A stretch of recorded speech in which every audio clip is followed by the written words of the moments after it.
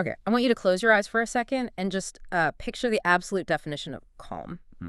We're looking at a village in the sources today, and the opening scene is almost aggressively normal. It's early morning. There's that low-hanging mist, before the heat really kicks in. Right. You've got kids dragging their feet, half asleep, pulling on backpacks for school. Farmers walking out to their fields, maybe with a thermos of coffee.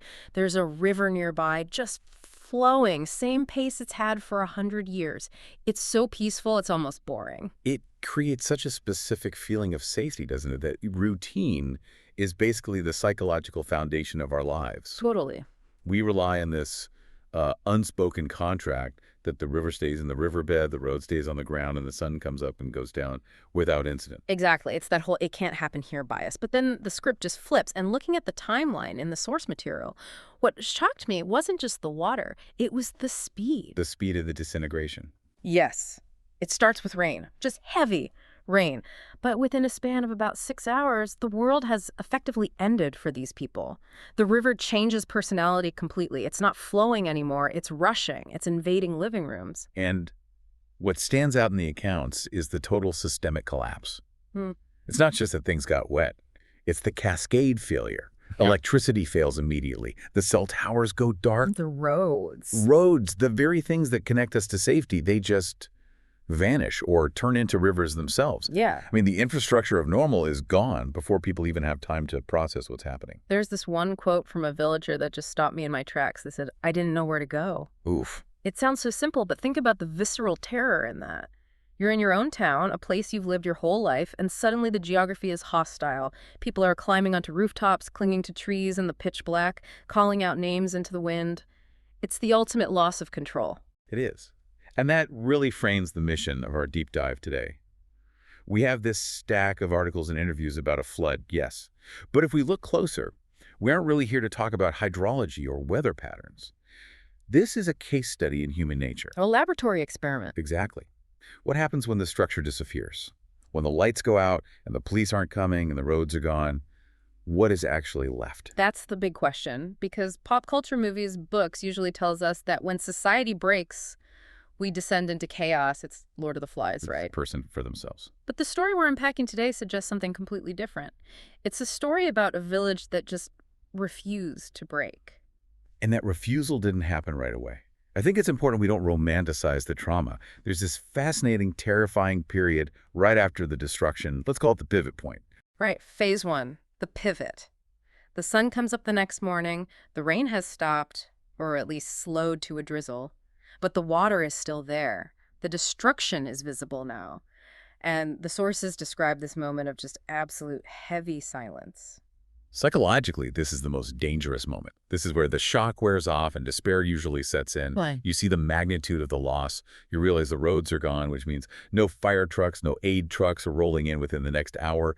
You are completely isolated. And that's the catalyst, the realization that the cavalry isn't coming, at least not yet. I was reading through the interviews, and there's this distinct shift from waiting for orders to taking initiative. Oh, yeah. One of the sources quotes a villager saying something that I think defines the whole event.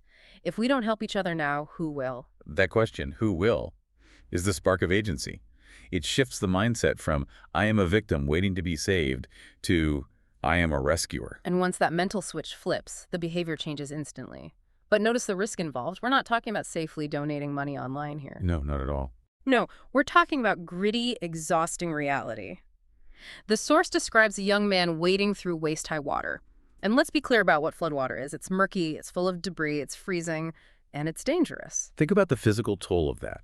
Moving through water that deep is incredibly difficult. But he's doing it not because he's a trained first responder, but because he's a neighbor. It just overrides the self-preservation instinct. There's another detail that I found incredibly moving, but also, well, confusing at first. A woman who barely had anything left herself, her home is destroyed, is handing out dry clothes to others. Oh.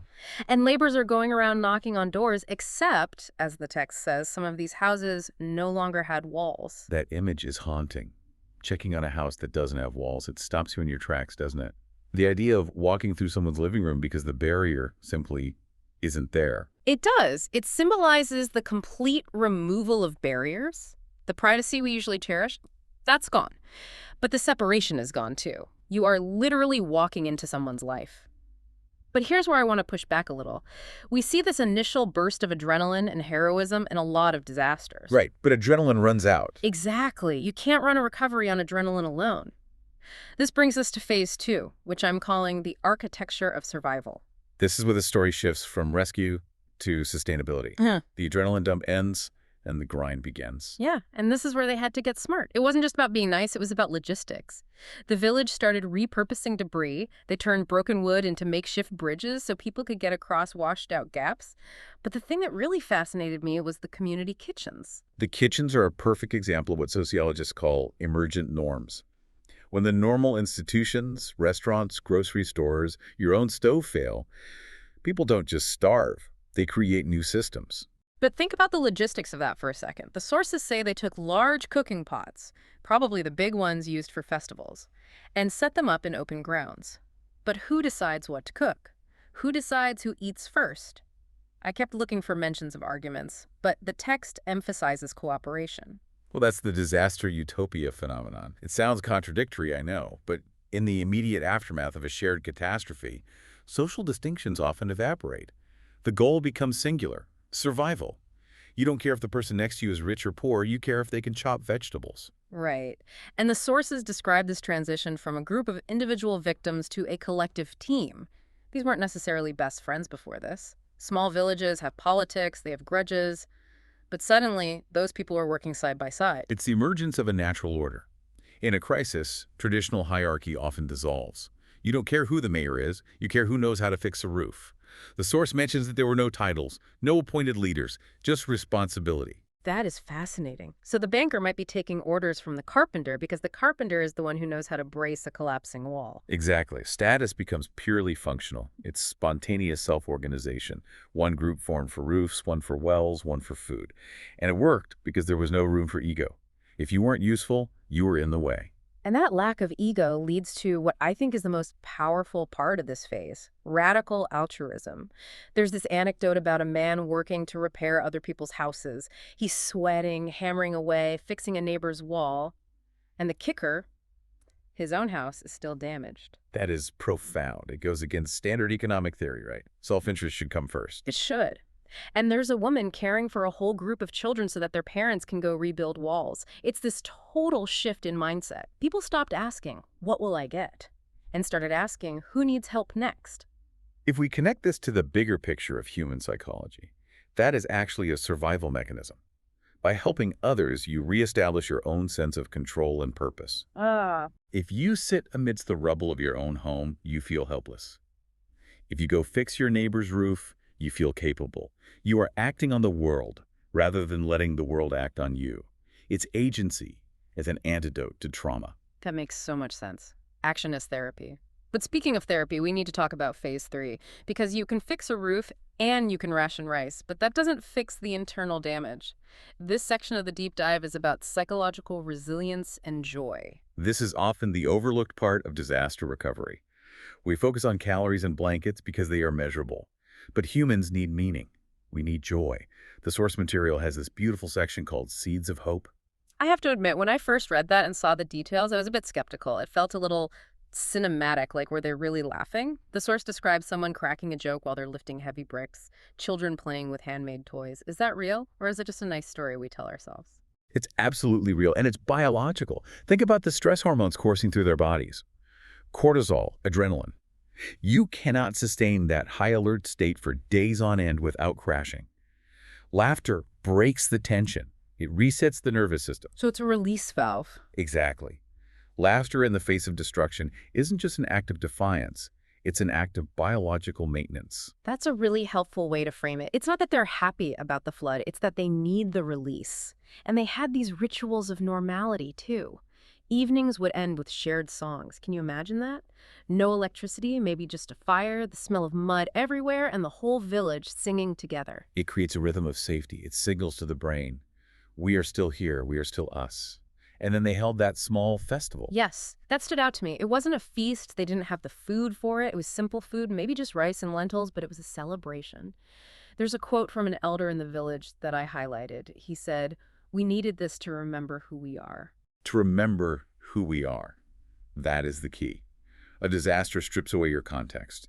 You aren't the baker or the teacher anymore. You're just a refugee in your own town. The festival, the songs, they restore identity. They remind the community that they are a culture, not just a group of wet, tired survivors. And the text does mention that outside help eventually arrived, government aid, supplies, that sort of thing. But the expert analysis here is interesting. It says the aid didn't replace the village's effort. No, it couldn't. Timing is everything. If the village had sat and waited, the despair would have taken root. By the time the trucks arrived, the community had already saved itself psychologically. The aid strengthened what they had built, but the foundation was their own agency. So let's fast forward. The water recedes, the trucks come and go. We enter phase 4, post-traumatic growth. We're looking at the village today. Physically, it looks restored. Homes rebuilt, roads repaired. If you drove through, you might not know anything happened. But the source says the invisible changes are what matter. The social fabric is different now. And this brings us to that term you mentioned earlier, post-traumatic growth. Can we unpack that? Because usually we talk about post-traumatic stress. Right. Post-traumatic stress is the lingering damage. Post-traumatic growth is the idea that people can actually come out of a crisis stronger than they went in. It's not just bouncing back to where you were, it's bouncing forward. The source notes that trust in the village is significantly stronger. Neighbors greet each other differently. I bet they do. I mean, if you saw a guy wading through waist-high water to save your parents, you're never going to look at him as just the guy who mows his lawn on Saturdays ever again. Exactly. The superficial relationships are gone. They share a deep foundational knowledge of each other's character. They know who shows up, and there's gratitude in the small moments. When you've lost electricity, you appreciate a light bulb. Right. When you've lost walls, you appreciate a door that locks. It reminds me of veterans returning from service. There's a bond there that civilians can't quite access. The text sums it up beautifully. They know what it means to lose everything, and therefore they understand the value of rebuilding together. It creates a resilience that is incredibly hard to break. They've been tested, they passed, and that confidence permeates everything they do now. So as we wrap this up, I want to bring this back to the person listening, because hopefully most of you aren't sitting on a rooftop waiting for a boat right now. What does this case study mean for us in our dry, comfortable lives? I think the synthesis here is that we often view disasters as purely physical events. We count the cost in dollars, in bricks, in crops. But the real story, the quieter truth, as the source calls it, is about connection. Disasters destroy buildings, but kindness is the engineering that rebuilds lives. Kindness is the engineering. I really like that. We tend to think of kindness as this soft, fluffy thing. But in this story, it was structural. It was the mortar holding the village together. Precisely. And the relevance to the listener is direct. You don't have to wait for a flood to build this kind of community. In fact, you shouldn't. If you wait until the crisis hits to try and form these bonds, it's much harder. The source reminds us that community is the greatest shelter. That's a powerful takeaway. You can build that shelter now. Check on a neighbor, share what you have. You don't need the water to be waist high to be a hero for someone. It makes me think about my own neighborhood. Do I know who would need help? Do they know I'd be there? That's the challenge the source leaves us with. The village proved that when the external structures fail, the internal structures, the relationships, are what hold the world up. So here is a final provocative thought for you to chew on today. We've talked a lot about walls, houses without walls, rebuilding brick walls. But the source mentions that the strongest walls are built inside the heart. So the question is, what internal walls are you building in your own community right now? Are you building walls that separate you to keep your privacy and your stuff safe?